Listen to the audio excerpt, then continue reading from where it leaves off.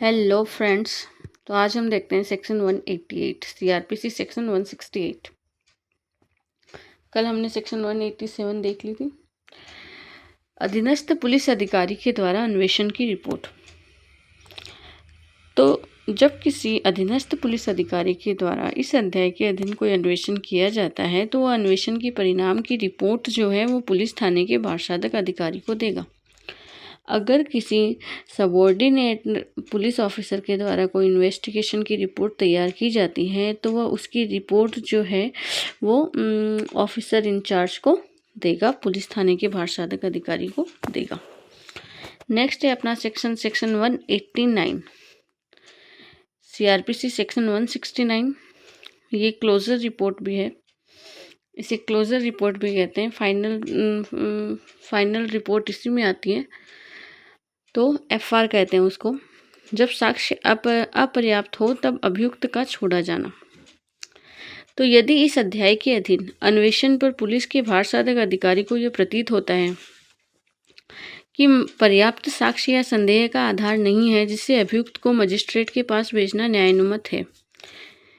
अगर इन्वेस्टिगेशन पर पुलिस थाने के भारसाधक अधिकारी को ऐसा लगता है कि मामले में कोई पर्याप्त एविडेंस नहीं मिला है या फिर ऐसा संदेह करने का, डाउट करने का आधार नहीं है कि अभियुक्त को मजिस्ट्रेट के पास भेजा ही जाना चाहिए, तो अधिकारी उस दशा में जिसमें कि ऐसा व्यक्ति अभिरक्षा में है, ठीक है, ऐसा व्यक्ति पुलिस की अभिरक्षा में है, उसके द्वारा ऐसा अधिकारी निर्दिष्ट करें यह बंद पत्र या जमानत पत्र निष्पादित करने पर उसे छोड़ देगा।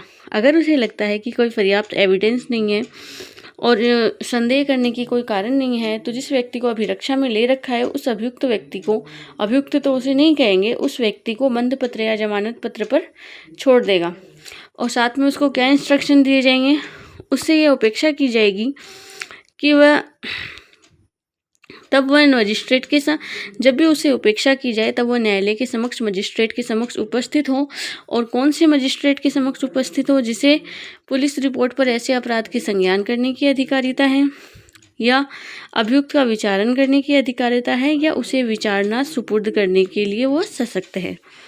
तो इसे कहते हैं क्लोजर रिपोर्ट। अगर मामले में साक्ष्य ही नहीं मिला है या संदेह करने का ही कोई आधार नहीं है तो पुलिस अधिकारी क्या करती है? एफआर तैयार करती है, फाइनल रिपोर्ट बोलते हैं उसको, वो तैयार करती है।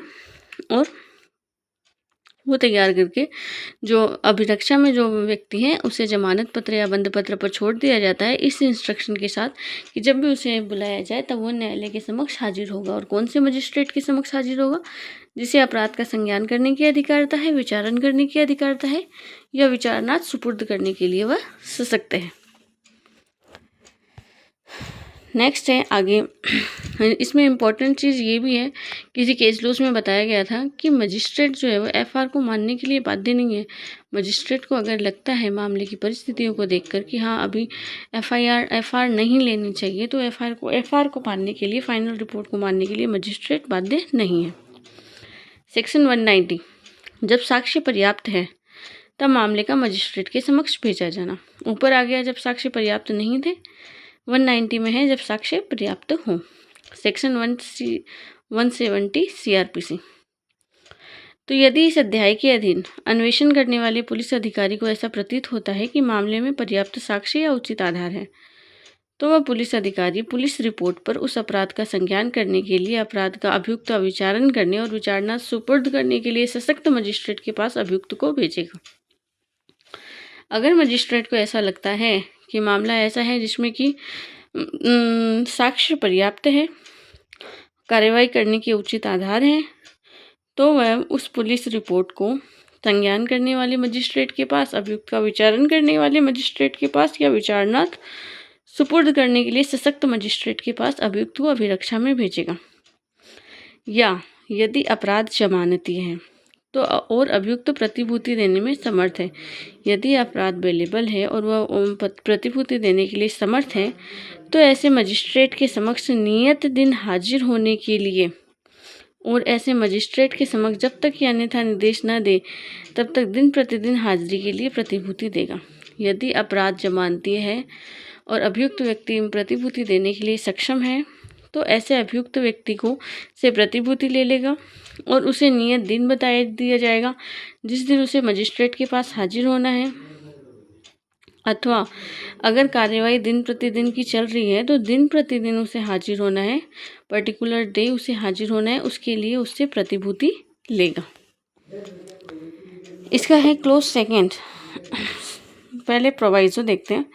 तो प्रोवाइजो कहा गया है कि यदि अभियुक्त अभिरक्षा में नहीं है। अब ऊपर वाले केस में तो क्या कंडीशन थी कि अभिरक्षा में है तो उससे प्रतिभूति ले लेगा। अब जहाँ अभियुक्त अभिरक्षा में है ही नहीं तो पुलिस अधिकारी मजिस्ट्रेट के समक्ष उसकी उपस्थिति के लिए ऐसे व्यक्ति से प्रतिभूति ले सकेगा और मजिस्ट्रेट जिसको ऐसी रिपोर्ट भेजी गई है इस आधार पर कि अभियुक्त को अभिरक्षा में नहीं भेजा गया है उसे स्वीकार करने से इनकार नहीं कर सकता। अगर अभियुक्त अभिरक्षा में नहीं है तो पुलिस अधिकारी उसे मजिस्ट्रेट के समक्ष हाजिर होने के लिए, अभिरक्षा में ही तो नहीं है उस व्यक्ति का तो पता ही है, तो उस व्यक्ति से मजिस्ट्रेट के समक्ष हाजिर होने के लिए प्रतिभूति लेगा। ठीक है। और साथ में इसमें एक कंडीशन और दे दी कि मजिस्ट्रेट को जो पुलिस रिपोर्ट भेजी गई है उसमें यदि अभियुक्त उसको मजिस्ट्रेट इस आधार पर इनकार नहीं कर सकता स्वीकार करने से कि अभियुक्त अभिरक्षा में नहीं भेजा गया है। अभियुक्त अभिरक्षा में है अथवा नहीं इस चीज़ का कोई प्रभाव नहीं पड़ता पुलिस रिपोर्ट पर। मजिस्ट्रेट के समक्ष जो पुलिस रिपोर्ट आई है वह उसे स्वीकार करेगा, देखेगा, इस आधार पर उससे इनकार नहीं कर सकता।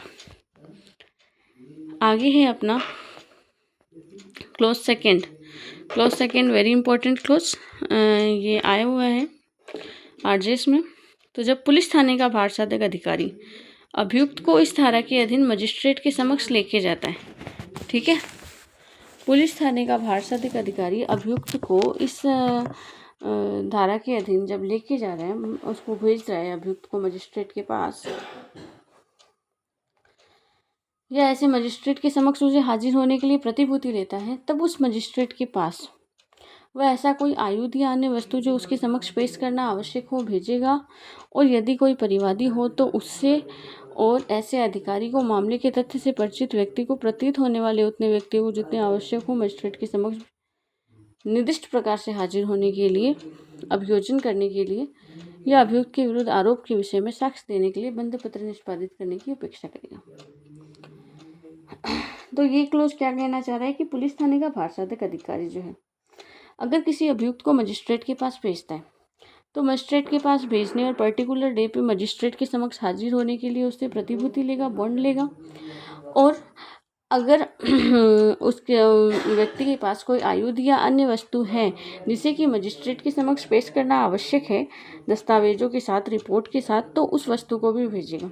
और किसी ऐसे व्यक्तियों का उसे ऐसा लगता है कि ऐसे कोई व्यक्ति जो कि मामले के तथ्य और परिस्थितियों से परिचित हैं, उन व्यक्तियों को जितनी आवश्यक हो मजिस्ट्रेट के समक्ष हाजिर होने के लिए या अभियोजन में हाजिर होने के लिए या अभियुक्त के विरुद्ध किसी आरोप में साक्ष्य देने के लिए उनसे भी बंद पत्र निष्पादित करने की अपेक्षा कर सकेगा।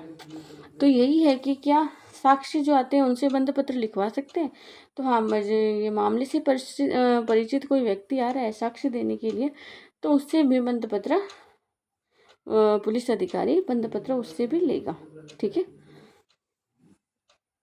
क्लोज 3 इसका कह रहा है कि यदि बंद पत्र में मुख्य न्यायिक मजिस्ट्रेट का न्यायालय उल्लेखित है, सीजेएम का न्यायालय बता रखा है, तो उस न्यायालय के अंतर्गत ऐसा कोई न्यायालय भी समझा जाएगा जिसे ऐसे मजिस्ट्रेट मामले की जांच विचारण करने के लिए निर्देशित करता है। सीजेएम का न्यायालय है तो उसके अंतर्गत ऐसा भी न्यायालय समझा जाएगा जिसको कि मजिस्ट्रेट ऐसे मामले की जाँच या विचारण करने के लिए निर्देशित करे, परंतु यह तब जब ऐसे निर्देश की सूचना उस परिवादी या उस व्यक्ति को दे दी गई है। आगे है क्लोज 4।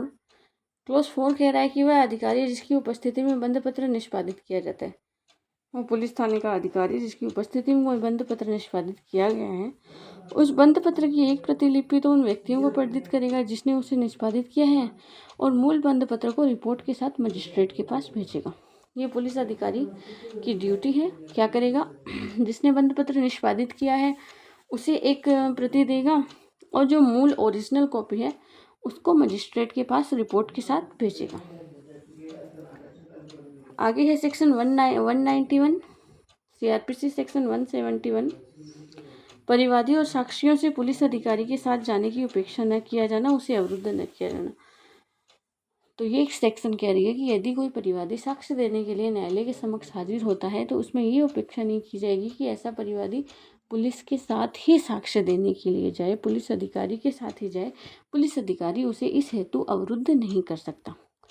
तो किसी पुलिस अधिकारी किसी परिवादी या साक्षी से जो न्यायालय में जा रहा है, ठीक है, परिवादी या फिर कोई साक्षी जो न्यायालय में साक्ष्य देने के लिए जा रहा है, पुलिस अधिकारी के साथ जाने की अपेक्षा नहीं की जाएगी और न ही उसे अनावश्यक रूप से अवरुद्ध किया जाएगा, न उसे कोई असुविधा पहुंचाई जाएगी कि वह अपनी हाजिरी के लिए उसके बंद पत्र से भिन्न कोई प्रतिभूति देने की उपेक्षा की जाएगी। इसी के साथ ही उसे अपने हाजिर होने के लिए बंद पत्र में जो वो प्रतिभूति दे रहा है उससे अन्यथा कोई प्रतिभूति भी उससे की भी डिमांड उससे नहीं की जाएगी, अन्यथा कोई प्रतिभूति नहीं देगा। तो परिवादी या साक्षी जो न्यायालय में जा रहा है, यह आवश्यक नहीं है कि वह पुलिस के साथ ही जाए और इस बेस पे पुलिस उसका अनावश्यक रूप से निरोध या अवरुद्ध नहीं कर सकती, उसे कोई असुविधा नहीं पहुंचा सकती। इम्पोर्टेंट सेक्शन है। इसका प्रोवाइसो कह रहा है, यदि कोई परिवादी या साक्षी हाजिर होने से या धारा 190 में निर्दिष्ट प्रकार का बंद पत्र निष्पादित करने से इनकार कर देता है, ठीक है, परिवादी या साक्षी ने हाजिर होने से इनकार कर दिया या 190 में जो बॉन्ड बता रखा है उस बॉन्ड को निष्पादित करने से इनकार कर दिया, तो पुलिस थाने का भारसाधक अधिकारी उसे मजिस्ट्रेट के पास अभिरक्षा में भेजेगा। तो पुलिस थाने का भारसाधक अधिकारी क्या करेगा, उसे मजिस्ट्रेट के पास भेजेगा और उसे तब तक अभिरक्षा में निरुद्ध रखा जाएगा जब तक कि वह कस्टडी में लिया जाएगा। उसे कब तक, जब तक कि वह बंद पत्र निष्पादित नहीं कर देता या जब तक मामले की सुनवाई समाप्त नहीं हो जाती। अगर कोई परिवादी या साक्षी हाजिर होने से इनकार करता है या बंद पत्र देने से इनकार करता है तो पुलिस थाने का भारसाधक अधिकारी क्या करेगा, उसे अपनी कस्टडी में लेगा और उसे कस्टडी में तब तक रखा जा सकता है जब तक कि या तो वो बॉन्ड को निष्पादन नहीं कर देता या फिर मामले की सुनवाई जो है वो समाप्त नहीं हो जाती। तो ये थी अपनी सेक्शन 191।